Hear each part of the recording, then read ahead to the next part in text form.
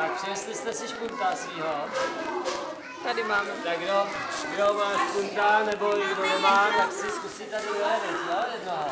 Takhle to očko tam natáhnout a druhou rukou zatáhnout ten provázek.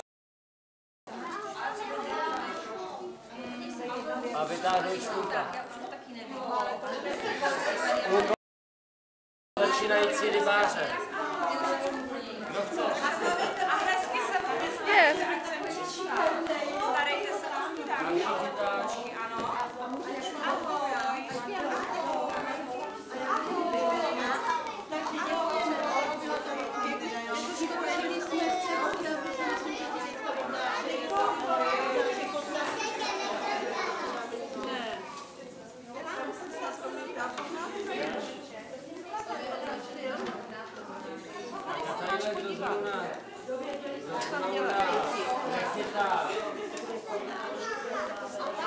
Kdo nechytá špunty, tak můžete zajistit, a zkusit tady vylovit ty sklenici, nechcete nepatří do vody. Ty sklenici jsou věci, To si musíš chytit, ukáž? Pojďme to. To musíš chytat takhle. schválně najít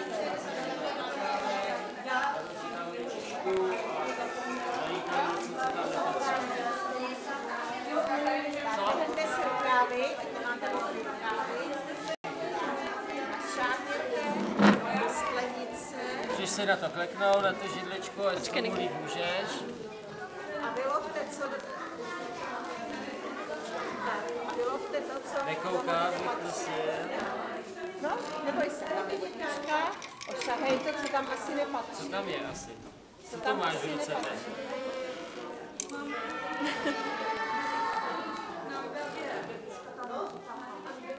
Tak, Větuško, vytáhni to, co tam nepatří. Máš to i to. Co to je? No, muška patří do vody nebo nepatří? Do moře. Je v moři mušle, je? Tak to tam patří. Ještě něco jsi tam měla, viď? Tak tam šáhni, vytáhni to. Ošklivou věc.